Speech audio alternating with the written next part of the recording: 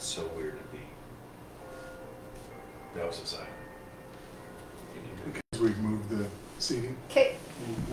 Okay, welcome everybody to our meeting, and we have, go by and we'll introduce each other, or introduce ourselves. Start with you, Brian. Brian Cosley, County Planner. Paula, Jaconetty, Clerk and Recorder. Melody Martinson, Choteau, Sam Carlson, Commissioner. Joe Dellwo, Commissioner. Brian Bedord, Commissioner. Okay, we have minutes from May 1. I would move to approve those. I'll second. Any further discussion? All in favor? Aye. Aye. Motion carries. We have an encroachment permit from Jason Alzheimer. It's on 16th Road Northwest. The address will be 702. And our road superintendent is laid up, so he wasn't able to go out and look at it. So Sam and Brian and I drove out and looked at it, and we determined it does not need a culvert, but we don't have Steve's signature on it yet. So Is it an approach? it's an approach off the county, off of 16th Road Northwest. It's at the top of a small hill, so water drains in both directions, so Yeah, it's culvert necessity isn't there. very little to put it. So if I could get a motion to approve pending Steve's signature, I would so move. I'll second. and now we can have discussion. Yeah, it's on a hilltop, and it's gonna be, there's gonna be semi-traffic out there, so Jason, or Jake moved the approach to a safe place, and I think he's on the right track there, so, Should be fine. yeah. Any further discussion? All in favor? Aye. Aye, motion carries. So that brings us to the Sailor subdivision. Okay, so the Sailor Minor subdivision is actually the process of which is required to lift an ag covenant. So that's all he's currently requesting. It's Isaacson is lifting the ag covenant on the piece of land he owns there. The minor subdivision has went through element review and went through the first review. There's some additional information that has to be provided from Sander on that, and then it'll go back. It's still not ready for preliminary approval yet. And we've had 0 public comment. So nobody's contacted us with any issues or concerns or questions. So the next step, like at the next meeting, you want us to lift the ag covenant? Or- No, so this is just still it's like a normal, so we go through the preliminary, once Staley is able to verify all the information is correct and accurate on the plat and the plan, I'll probably request for approval for the preliminary, and then we'll go to the final subdivision approval and submission. So we're still. So there's no action today. No, just Oh. just an update on it. I'll put on the next one. I'll let you know when we're ready to go. Okay, Okay. all right, thank you, Brian. Brian, what's the location and the size of this thing? It's north. It's Highway 89 north, just north of Sailor Road, on the west side of Highway 89 north, and I want to say it's 39 acres roughly. Isn't it south of the road, South. to the bridge? It's south of the Sailor Road. This Fred is on the north side. Then it's further north than that. Sorry. What is? Yeah, it's further up north. It's north of Sailor Road. I know that, but it's north of let me see. Well, because he borders the river. It's closer to the Teton County Road. That far up north. I'll have to show you the map. Okay, show us on the map. Are they dividing it into two? Nope. Yeah.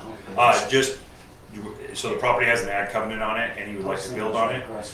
All they need to do is lift the ag covenant, but the new process by the state is that we have to go through a subdivision review. Okay. Okay, that brings us to service provider designation, and every year we have to do this. And it's to designate a state-approved substance use disorder treatment and prevention provider. And the only one that qualifies under the state right now is Many Rivers Whole Health.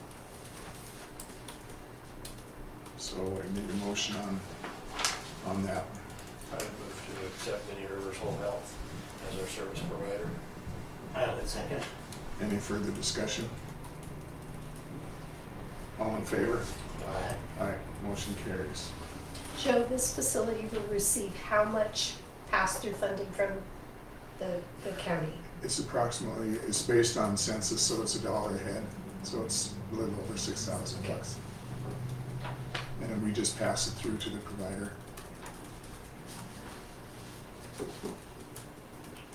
Okay, that brings us to Tri-County Water appointment. I have a letter from Chris Stevens asking us to appoint Brett Feldman as the appointed member from the board for the term 25 through 31. Feldman? Yeah, Need a motion to appoint. yeah. I will move that we appoint Brett Feldman to the Tri-County Water Second. position. Any further discussion? All in favor? Aye. Aye. That brings us to Sweetgrass Development invoice. And we received this invoice a couple weeks ago, and I thought we should put it on the agenda because last year Sweetgrass Development waived their invoice because they didn't need it, I guess. So we were happy with that. And now we have a new invoice. This includes $2,000 for 2024 and $3,000 for 2025, which comes to $5,000. I realize they do stuff in Teton County. They've done some brownfield stuff, but I was a little surprised that we didn't have any warning on this from Sarah. I was too. I would be in favor of paying $2,000 for this Our year, normal payment. our normal payment. Because last year they waived it, and it should have been waived. And I can't see why they would turn around and make us pay it now. So I would move that we send them a check for $2,000. I'll second. Any further discussion? Yeah, I think we need to do some research into why that was before we consider paying the rest. Okay. It doesn't jive with the information That makes we've sense. told. Okay, yeah.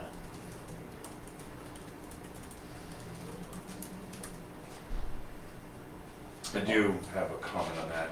So I know, I work with Sweetgrass quite a bit, and like the bar up in Pendroy, stuff like that, stuff that we're not going to be able to assist with, because one would set a precedent that we wouldn't be able to meet, but Sweetgrass is the one who's been able to step in and help that. So they are actively involved? They are actively involved, and they're reaching out. So sometimes on certain grants, they need a government agency to like hold the money and stuff like that. And like we discussed before, we were not going to do that for private businesses and stuff.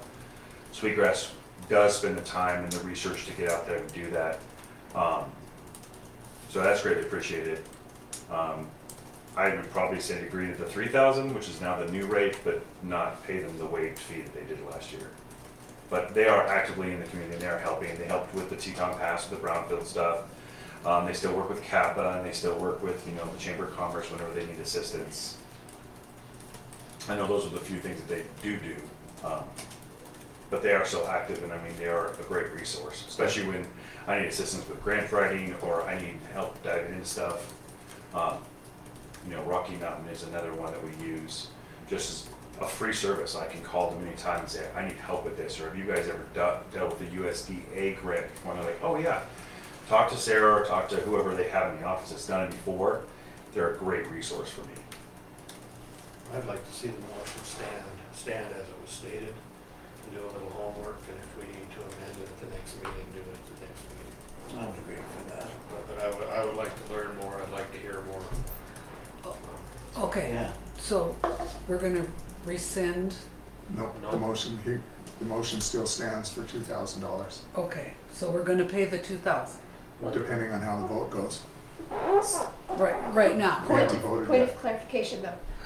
Are we paying the 2,000 that they're requested for 2024, or are we paying are we just paying 2,000 for 2025 even though they requested 3,000?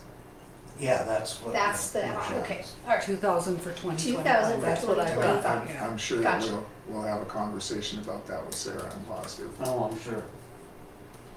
I think we need to be better informed, because based on what we've heard, and then we just get a bill in the mail that we don't have a full explanation of. Right. Like I said, I think let's leave the motion as it was stated, and if we need to amend it at the next meeting, or rescind it and restate it at the next meeting, we can do that. Well, it'll be paid by Well, we then. would pay it, So you'll just make a new motion Yeah. for next. Whichever, yes. Okay, any further discussion? All in favor? Aye. Motion carries. And I put the Muddy Creek Bridge on there now because we have had I docu-signed the document for the temporary fix on the Muddy Creek Bridge, which is pretty important thoroughfare. We've had a lot of people stop in and ask about it. So where it stands right now is the document has been signed by us, the DOT. We're just waiting on the MIPA and Staley, Kathy Thompson and Staley to do environmental stuff. And she told us last week that as soon as that environmental stuff is T's are crossed and the I's are dotted, then she will go out to bid, and Staley's handling that bid process. So that's where we sit on that. So hopefully we see something this summer, and we agreed with Kathy that this should be our first project. There's 4 other bridges that are in the county that are gonna have updates done, but we were pretty clear with Kathy, and she understood that Muddy Creek was gonna be the one they start with. Are there 4 including Muddy Creek, Joe, or No, there's 4 others. 4, so there's 5 Yep, total? Yep, there's Okay. 2 in the GID area, and there's one is the Hobble Bridge, which is east of the freeway across the Teton. And the 4th one is the one at the Oak Country Grill. And then the 5th one is the Muddy Creek Bridge. And the way it works, we have to pay for all of the repairs up front, but then we get 100% reimbursement from DOT.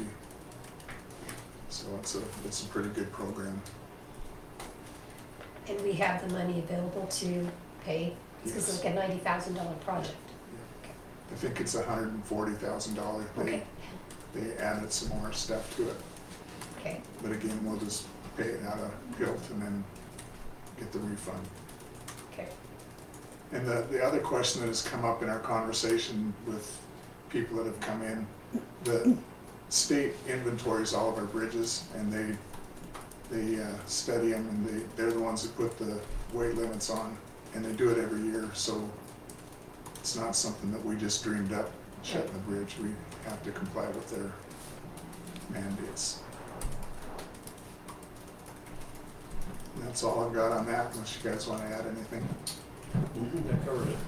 Yeah, that was good. Okay, commission reports. You guys have anything?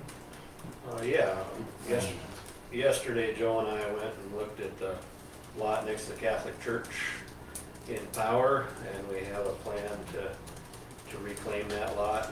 We used that lot to stack millings on a couple years ago, and we just went and looked at it. Our deal with the church was to reclaim it and get it planted back to grass, so we went and looked at some stuff where we could form a plan yesterday.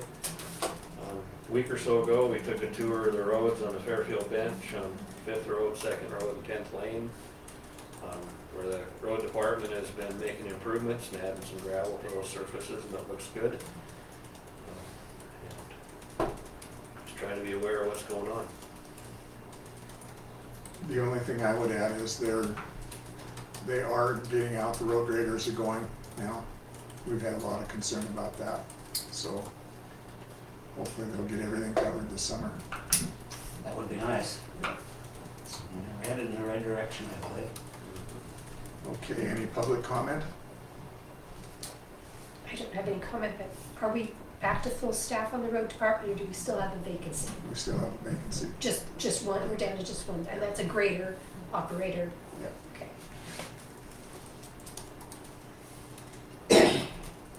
And I know you guys have been advertising for that. Do you know what the starting wage is? It was like $27 an hour, or?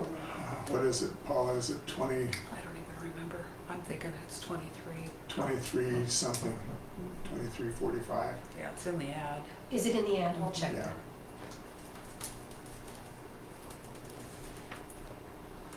Okay, no further public comment, so I will ask for a motion to adjourn. I'll move to adjourn meeting. Second. We are adjourned.